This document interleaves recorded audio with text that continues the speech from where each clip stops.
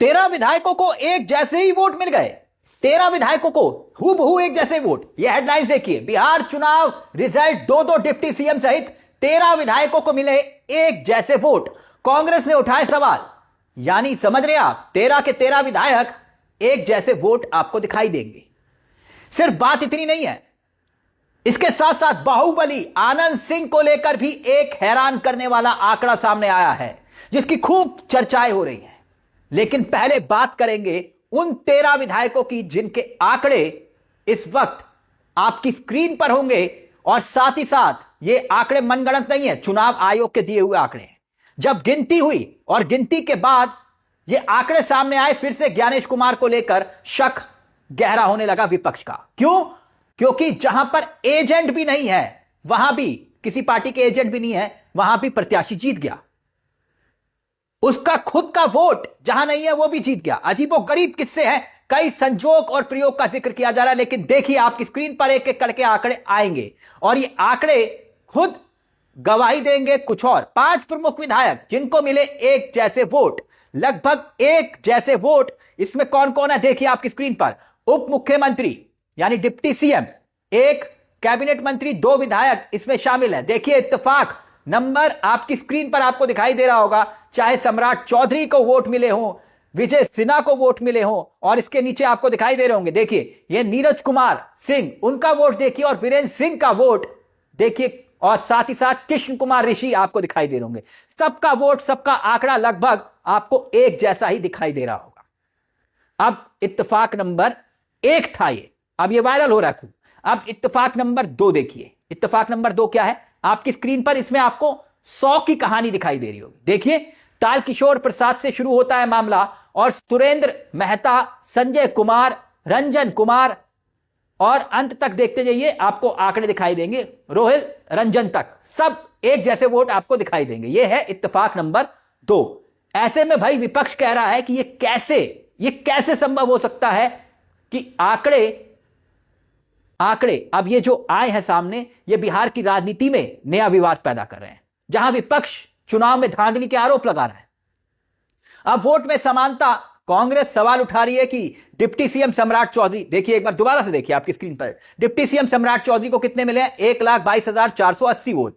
ऐसे ही विजय सिन्हा, उनको मिलते हैं 1,22,408 वोट। नीरज कुमार 1,22,491। ऐसे ही आगे जाइए, कृष्ण कुमार ऋषि 1,22,494। और यही आंकड़े करीब करीब आपको सभी दिखाई दे रहे होंगे, कहीं पर आपको 480, कहीं 408, तो कहीं 491। संजोग का जिक्र किया जा रहा है, यह संजोग है। लेकिन कांग्रेस की प्रवक्ता सुप्रिया शिनेत वो क्या कुछ कह रही हैं, उसे भी हम आपको दिखाएंगे। और फिर एक जबरदस्त संजोग और है, उस आंकड़े को सुनेंगे ना तो आप दंग रह जाएंगे। मगर देखिए सुप्रिया शिनेत जो ट्वीट कर रही हैं वो क्या लिख रही हैं? वो लिख रही हैं कि ज्ञानेश कुमार जी, ये ईवीएम वाली 122 की सेटिंग क्या है, माजरा क्या है? बकायदा जो आंकड़े आप देख रहे होंगे, कांग्रेस के प्रवक्ता ने ट्वीट किया है, और इस पैटर्न को आधार बनाकर चुनाव आयोग पर गंभीर आरोप लगाए गए। अब दावा करते हुए कि महज ये संजोग नहीं है, कांग्रेस कह रही है ना, यह संजोग नहीं हो सकता, यह प्रयोग है। इन सीटों पर वोटों की गिनती दोबारा से की जाए। जन स्वराज पार्टी के प्रमुख, अब देखिए ये जो रणनीतिकार प्रशांत किशोर, इनको तो सभी जानते हैं, लेकिन चारों खाने चित हो गए, और अब ये भी गंभीर आरोप लगा रहे हैं। इनका बयान सुनिएगा, बहुत दिलचस्प बयान है। मधुबनी विधानसभा क्षेत्र को लेकर एक दावा कर रहे हैं, कह रहे हैं कि जिस सीट पर उपेंद्र कुशवाहा की पार्टी के उम्मीदवार की जीत हुई है, वहां पर पार्टी के सिंबल को कोई नहीं जानता था उपेंद्र कुशवाहा के।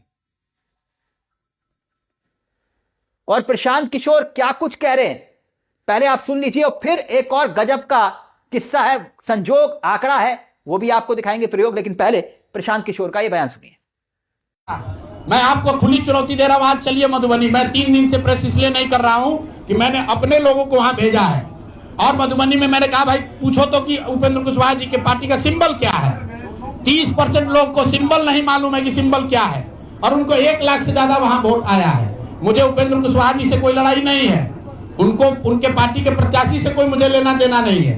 मेरा सिर्फ ये कहना है कि ऐसी कौन सी विधा है कि हम लोग 3-3 साल एक विधानसभा में घूम रहे हैं, लोगों को ये नहीं मालूम है कि जन स्वराज का चुनाव चिन्ह क्या है। और ये लोग 10 दिन चुनाव के पहले आए, उस पार्टी का नाम मधुबनी शहर में लोग नहीं जानते हैं, उस पार्टी का सिंबल घर घर पहुंच गया और उसको 1 लाख। अब यह खबर देखिए आपकी स्क्रीन पर, दुलारचंद यादव के गांव में भी कायम रहा आनंद सिंह का दबदबा। पीयूष प्रियदर्शी तो महज इतने वोट में निपट गए। यानी सोचिएगा कितनी बड़ी खबर है ये। दुलारचंद यादव के गांव जहां पर आनंद सिंह को लेकर इतना विरोध था, आक्रोश था, अब यह रहस्य बन गया है कि इतने वोट आनंद सिंह को वहां कैसे मिल गए। जेडीयू के विधायक आनंद सिंह, जिस पर दुलारचंद की हत्या के आरोप लगे, इतना बवाल हुआ, गांव के लोग आक्रोशित हो गए।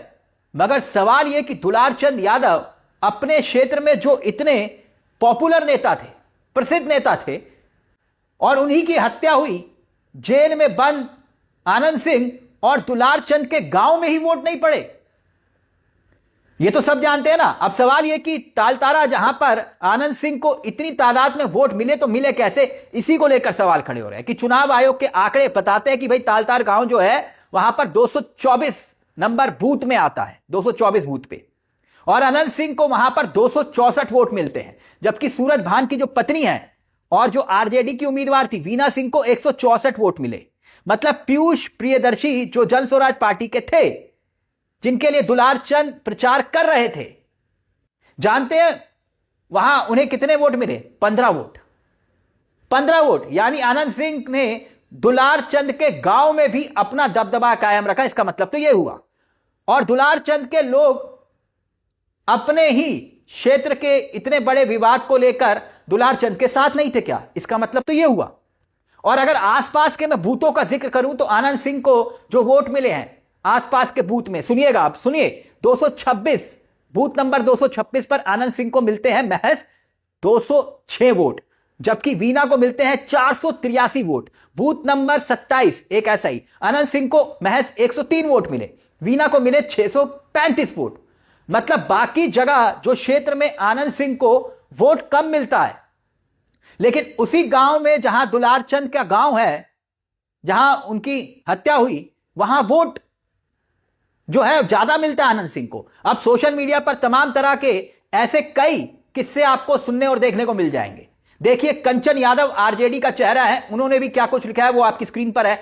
वो कह रहे हैं कि भाई ये 100 वाली सेटिंग क्या है, यानी वो 100 वाला मसला जो हमने आपको दिखाया था, उसी आंकड़े को लेकर ये सवाल इन्होंने पूछे हैं। मगर खैर, सवाल सोशल मीडिया पे पूछे जा रहे हैं, लेकिन आप जानते हैं कि चुनाव आयोग जो है इस वक्त उनकी भूमिका को लेकर क्यों संदेह है, क्यों सवाल है। और ज्ञानेश कुमार जो हैं, आप जान रहे हैं मसला क्या है।